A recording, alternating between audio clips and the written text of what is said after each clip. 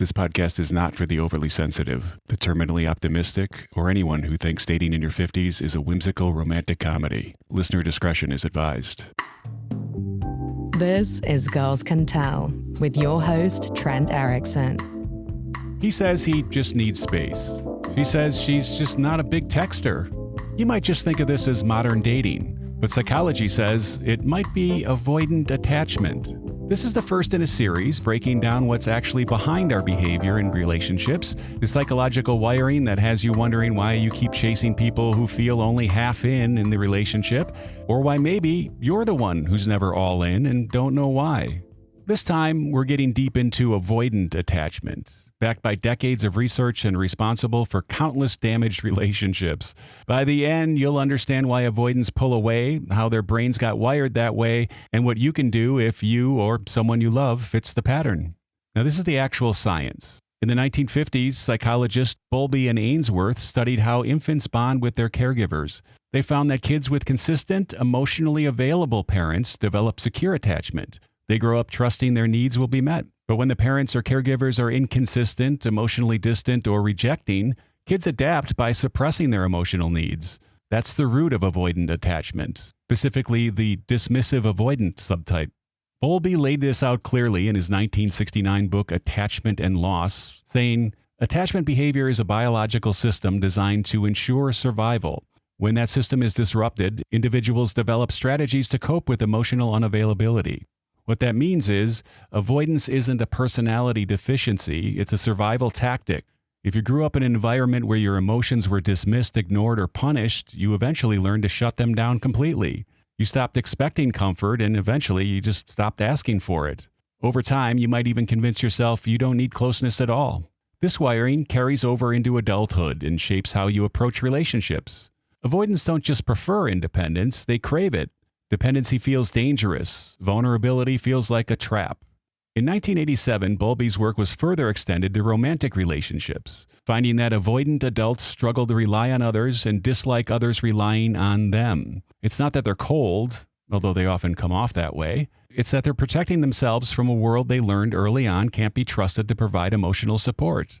So what's it like to be avoidant? It's not that they can't love, it's that love feels dangerous to them. Closeness stirs up old fears of losing control, being ignored, or getting hurt.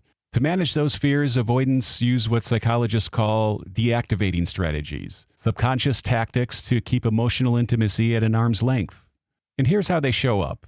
Sudden withdrawal, like after a great date or deep conversation, they pull back. With fewer texts, less warmth, the closer you get, the more they start to mention your imperfections, or they compare you to an ex they claim they rarely think about.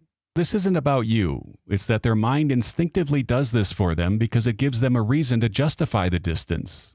They say things like, I'm not ready for anything serious, things are moving too fast, or they talk a big game early, like mentioning moving in together, only to drop it cold later on. Avoidants often idealize the early stages of dating when they're pursuing, not committing. That's where they feel safest because it doesn't demand any real vulnerability. They give you just enough affection to keep you hooked, but never enough to build real intimacy and closeness. Their behaviors aren't malicious, they're rooted in fear. A study found that avoidants experience high psychological stress during emotional intimacy. Their heart rate spikes, cortisol levels rise because they're wired to see closeness as a threat. Now here's an actual example. I dated 2 avoidant women in a row this past year, both with the same job, actually. I'll bet you can guess what that job was. They started hot out of the gate. Constant texts, thoughtful gestures, dates every other night, hours-long phone conversations, the whole thing. You probably heard this in past episodes, so I'm not going to rehash it all. But after a month or so, or a work trip, the tone shifted. Less texting, constant excuses like work stress or I'm tired. When I asked if something was wrong, the response was, I don't know what you mean, or I don't know what you're talking about. You're imagining things. You might think, Trent, dummy, that's gaslighting. Grow up. And you should be. But what I've learned is it wasn't. It was their brain hitting the brakes to avoid feeling exposed. Now, in my case, it was also that she happened to be cheating, which isn't out of character completely for avoidance. Remember, they crave the chase of the early stages of a relationship, not the committed part, because the chase is what makes them feel most comfortable. Keep in mind that cheating isn't always a part of it, like it was in my case. Avoidants often don't even realize they're doing this.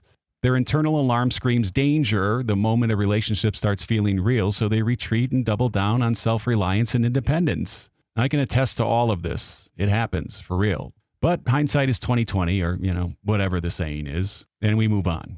The thing is, modern dating actually amplifies avoidance. Dating apps are like Disneyland for avoidant attachment. The endless options, low to no stakes, the ability to ghost without consequences make it a perfect storm. Avoidants thrive in environments where no one has to commit. They can swipe, flirt, hook up, or even date for a short time. Then when emotions actually deepen, they can just get out. That was my experience exactly. And the apps are designed to reward this. There's always another match, another distraction, another quick, easy escape and hookup. A study found that dating app users with avoidant attachment are far more likely to engage in short-term, non-committal interactions, and that makes total sense. That tracks. Think about how they get the intimacy hit, but can easily control the dose of it. This dynamic in a relationship is toxic for most non-avoidants. If you're not avoidant, you might spend months chasing someone who seems interested but never fully shows up or commits, only to realize that early spark was them enjoying the chase. Then the sudden fade is them, dodging vulnerability. And the worst part is, avoidants often attract anxious attachers, people who crave closeness and fear abandonment. In some cases, they can even turn a securely attached person anxious due to their avoidant behavior. The avoidance closeness, then distance, push and pull triggers the other person's pursuit, and the pursuit triggers more withdrawal. Both sides feel like victims. We'll unpack that dynamic in the next episode. Are you the avoidant? Maybe it's not your ex or your situationship. I hate that word, but I'm going to use it here. Maybe you're the avoidant. You feel suffocated or trapped when someone gets too close or expresses strong feelings. You're most drawn to emotionally unavailable people because they feel safe or comfortable to you. You pride yourself on independence, but secretly crave connection you don't know how to accept. You sabotage good relationships because they feel too intense, unfamiliar, or uncomfortable. You struggle to name your emotions or share them with others. You can't quite find the words to explain what you're feeling often. If this sounds like your behavior pattern, it doesn't mean you're broken or beyond help. Avoidant attachment stems from childhood environments where emotional expression was unsafe because of distant, critical, or inconsistent parents. Developmental psychology linked it strongly to early emotional neglect or rejection. Your brain adapted by building walls that kept you safe then, but now they're keeping you stuck.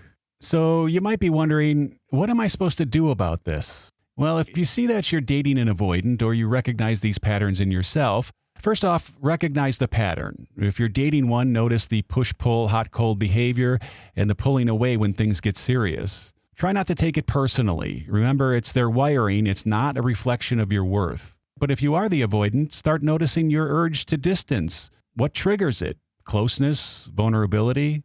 Naming it is a huge initial step. Communicate directly without chasing. For the non-avoidant, don't step up your pursuit. It'll only push them further away. Calmly state your needs and give them space. Try something like, I feel disconnected when we don't talk for days. Can we please check in more regularly? If you're avoidant, practice naming emotions, even if it feels weird or unnatural, like, I'm feeling overwhelmed and I need a day to myself, but I'll check in tomorrow. Find a therapist. For avoidance, therapy like attachment-based or cognitive behavioral can rewrite those defenses. Research showed avoidants who built emotional awareness got more comfortable with intimacy over time, but it doesn't happen overnight and you have to put in the work. If you're dating one, encourage growth without ultimatums and try to be patient. But if they won't even meet you halfway, you need to be willing to walk away. You can't help someone who isn't interested in helping themselves. There's some good news, though. Attachment styles, they're not fixed. With therapy, mindful vulnerability, and not running away or into the arms of someone new when it gets real, avoidance can shift towards secure. Avoidant attachment isn't a life sentence, it's a defense mechanism that worked for a painful past but sabotages your present. Whether it's you or someone you're dating, the key is awareness. You see the cycle, name the fear, and decide if you're willing to do the work to break it. Next week, we're going to dive into anxious attachment. We'll explore why some people cling too tightly and how it fuels the avoidant anxious trap. Now, you can leave us a voicemail on our website, girlscantellpodcast.com, and you'll see a button with a microphone on it in the lower right side of all the pages.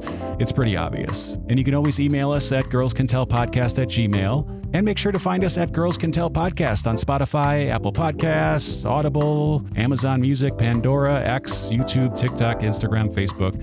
Absolutely everywhere you're already spending time. New episodes are released every week and new videos come out daily. And while you're there, please make sure you subscribe, leave a review, comment, and rate the show. You can do all those things as well from our website at girlscantellpodcast.com. Now keep your head up if you're in a relationship with an avoidant. Now keep your eyes open for the early signs now that you know them. And don't forget, sometimes walking away is the best thing you can do for both of you, because you never have to put up with being made to feel less than.